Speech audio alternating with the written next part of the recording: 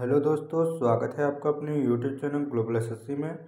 पिछले वीडियो में हम डिस्कस किए थे संपूर्ण भारतीय संविधान का इतिहास, विभिन्न भाग, अनुच्छेद, अनुसूचियाँ और संविधान में संशोधन। ये सभी टॉपिक हो गए थे। अब हम डिस्कस कर रहे हैं महत्वपूर्ण प्रश्नोत्तरी जो आपके हर एक एग्जाम में पूछे जाते हैं।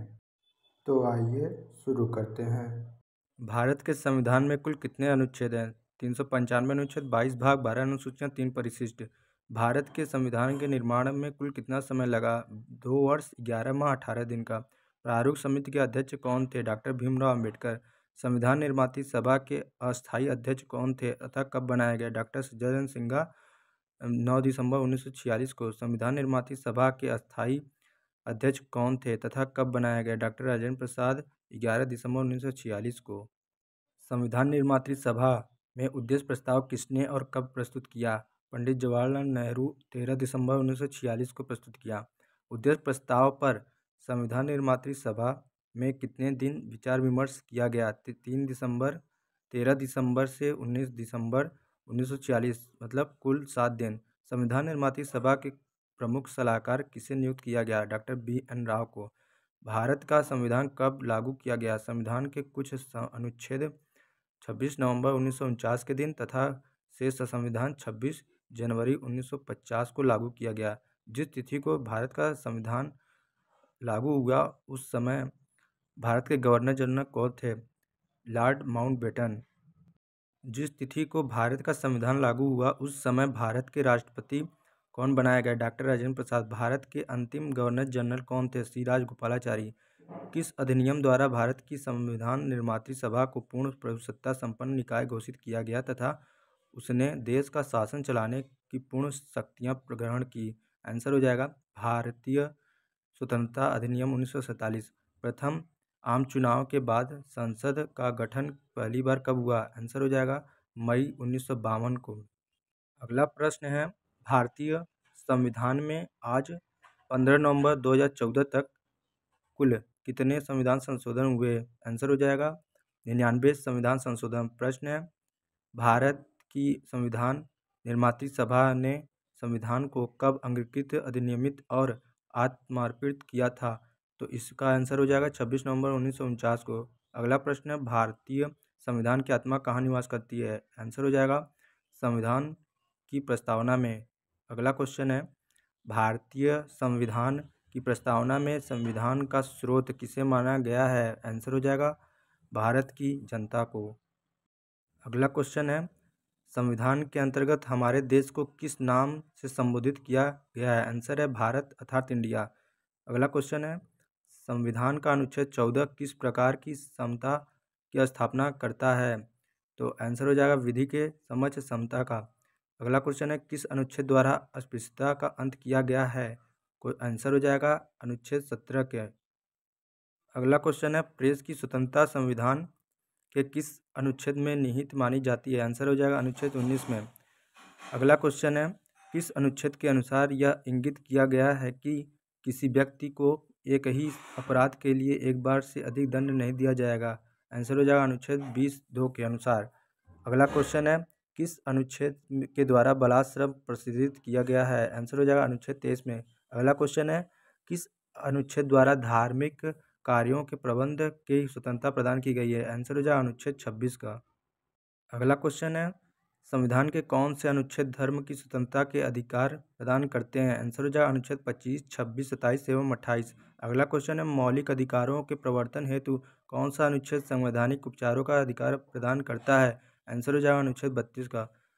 अगला क्वेश्चन है, संविधान के अनुच्छेद 49 द्वारा किसको संरक्षण प्रदान किया गया है? आंसर हो जाएगा राष्ट्रीय महत्व के स्मारकों, स्थानों और वस्तुओं को।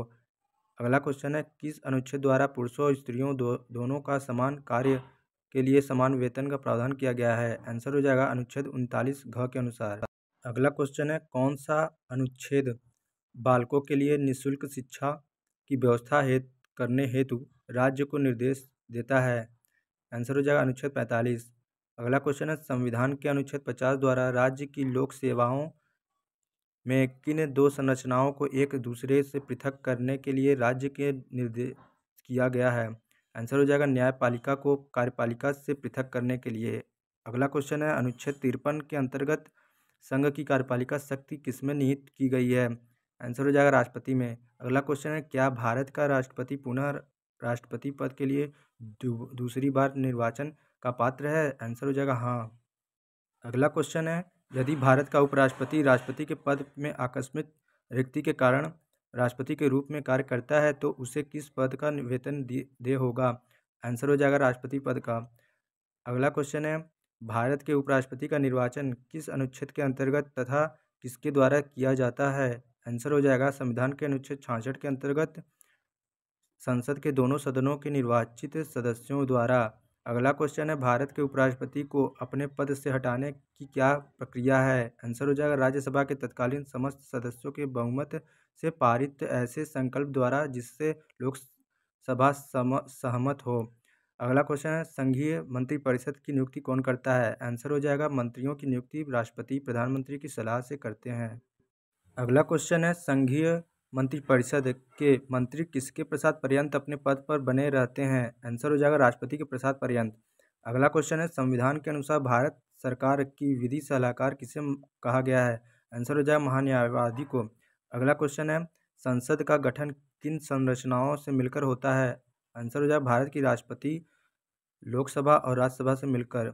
अगला क्वेश्चन है संसद का कौन सा सदन अस्थायी है जिसका विघटन नहीं होता है? आंसर हो जाएगा राज्यसभा।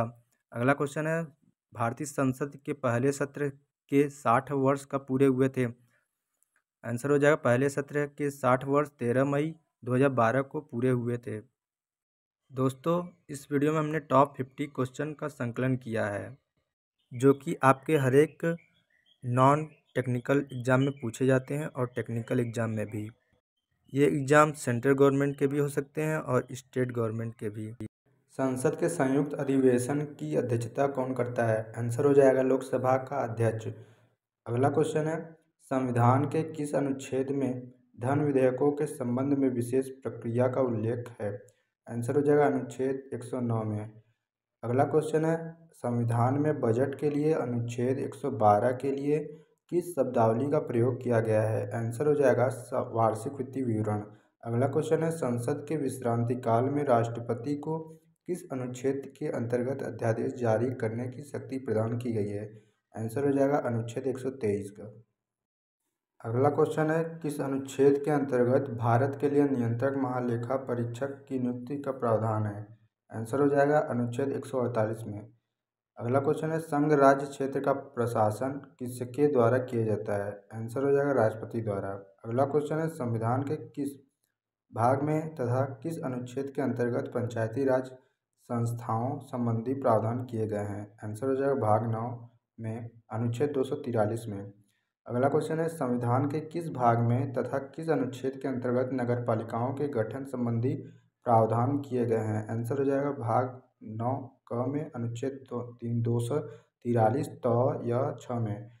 अगला क्वेश्चन है संविधान के किस भाग में संघ और राज्यों के बीच संबंधों के प्रावधान किए गए हैं? आंसर हो जाएगा भाग 11 में अनुच्छेद 245 से 243 तक। अगला क्वेश्चन है अनुच्छेद 263 में किस प्रकार के परिषद के गठन का प्रावधान है? आंसर हो जाएगा अंतर्राज्यीय परिषद का। अगला क्वेश्चन है वर्तमान में संपत्ति का अधिकार किस अनुच्छेद के अंतर्गत प्रदत्त है? आंसर हो जाएगा अनुच्छेद 300 क में। अगला क्वेश्चन है संविधान के किस अनुच्छेद के अंतर्गत अखिल भारतीय सेवाओं के गठन हेतु प्रावधान किए गए हैं? आंसर हो जाएगा अनुच्छेद 312 में। अगला क्वेश्चन है संविधान के किस अनुच्छेद के अंतर्गत प्रशासनिक अधिकारणों के गठन संबंधी प्रावधान किए गए हैं? आंसर हो जाएगा अनुच्छेद 323 क में। अगला क्वेश्चन है किस अनुच्छेद के अनुसार अवशिष्ट शक्तियां संसद को प्रदान की गई हैं? आंसर हो जाएगा अनुच्छेद 248 के अनुसार। अगला क्वेश्चन है किस अनुच्छेद के अंतर्गत निर्वाचन आयोग का गठन किया जाता है? आंसर हो जाएगा अनुच्छेद 324 में। अगला क्वेश्चन है किस अनुच्छेद के अंतर्गत लोकसभा में आंग्ल भारतीय समुदाय के प्रतिनिधित्व हेतु प्रावधान किया गया है? आंसर हो जाएगा अनुच्छेद 331 में। अगला क्वेश्चन है किस अनुच्छेद के अंतर्गत राष्ट्रीय अनुसूचित जाति और अनुसूचित जनजाति आयोग के गठन का प्रावधान है? आंसर हो जाएगा अनुच्छेद 338 में। अगला क्वेश्चन है अनुच्छेद 343 के अनुसार संघ की राजभाषा कौन सी है? आंसर हो जाएगा हिंदी। अगला क्वेश्चन है अनुच्छेद 356 का संबंध किससे है? आंसर हो जाएगा राज्यों में संवैधानिक तंत्र के विफल हो जाने की स्थिति के बारे में। अगला क्वेश्चन है किस अनुच्छेद के अंतर्गत संसद को संविधान में संशोधन करने की शक्ति प्रदान की गई है? आंसर हो जाएगा अनुच्छेद 368 में। अगला क्वेश्चन है जम्मू कश्मीर राज्य के संबंध में अस्थायी उपबंधों का प्रावधान किस अनुच्छेद में किया गया है? आंसर हो जाएगा अनुच्छेद 370 में। अगला क्वेश्चन राज्यसभा के प्रत्येक सदस्य की कार्यावधि कितने वर्ष है? आंसर हो जाएगा 6 वर्ष तक। अगला क्वेश्चन राज्यसभा के उप सभापति का निर्वाचन कौन करता है? आंसर हो जाएगा राज्यसभा के सदस्यों द्वारा अपने में से किसी सदस्य को। अगला क्वेश्चन है कौन सा विधेयक राज्यसभा में पेश नहीं किया जा सकता? आंसर हो जाएगा धन विधेयक। अगला क्वेश्चन है नई अखिल भारतीय सेवाओं के सृजन के लिए किसके द्वारा संकल्प पारित किया जाना आवश्यक है? आंसर हो जाएगा राज्यसभा द्वारा उपस्थित एवं मतदान करने वाले सदस्यों के कम से कम 2/3 सदस्यों द्वारा समर्थित संकल्प द्वारा घोषणा। अगला क्वेश्चन है मिनर्वा मिल्स बनाम भारतीय संघ के मामले में क्या निर्णय हुआ? आंसर हो जाएगा संविधान के बुनियादी ढांचे के सिद्धांत की फिर पुष्टि की गई। अगला क्वेश्चन है लोकसभा की बैठक के लिए कोरम अथवा गणपूर्ति कितनी है? आंसर हो जाएगा कुल सदस्यों की संख्या का 10वां भाग अथवा 55 सदस्यों से। अगला क्वेश्चन है सत्रावसान हो जाने पर संसद के सदनों की बैठक कौन आमंत्रित कर सकता है? आंसर हो जाएगा राष्ट्रपति। अगला क्वेश्चन है स्वतंत्रता प्राप्ति के पश्चात गठित प्रथम लोकसभा के प्रथम अध्यक्ष कौन थे? आंसर हो जाएगा गणेश वासुदेव मावलंकर।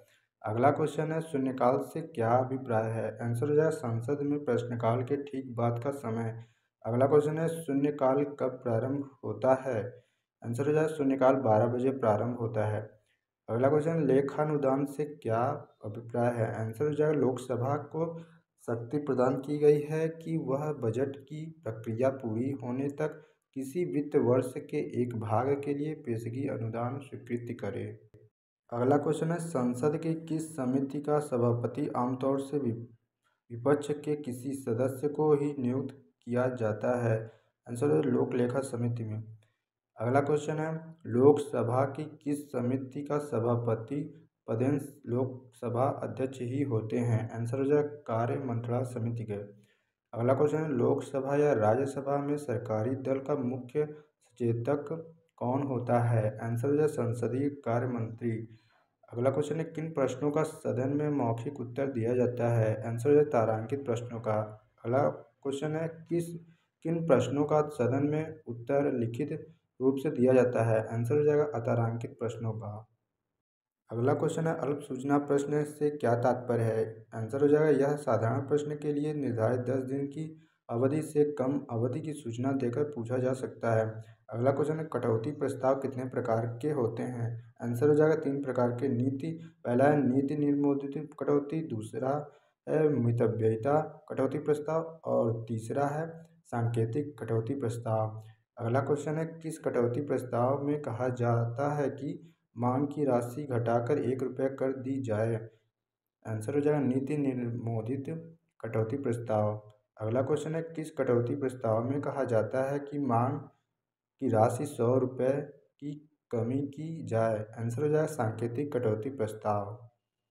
अगला क्वेश्चन है कौन सा विधेयक संचित निधि में से व्यय के विनियोग के लिए सरकार को कानूनी अधिकार देता है? आंसर हो जाएगा विनियोग विधेयक। अगला क्वेश्चन है भारतीय संविधान के लागू होने से पूर्व 15 अगस्त 1947 से 26 जनवरी 1950 के बीच भारत के शासन का मूल आधार क्या था? आंसर हो जाएगा भारत सरकार अधिनियम 1935। अगला क्वेश्चन है संविधान में 10 मूल कर्तव्यों को शामिल करने का विचार किस देश के संविधान से लिया गया है? आंसर है सोवियत संघ से। अगला क्वेश्चन है राष्ट्रपति चुनाव हेतु कौन सी मत पद्धति अपनाई जाती है?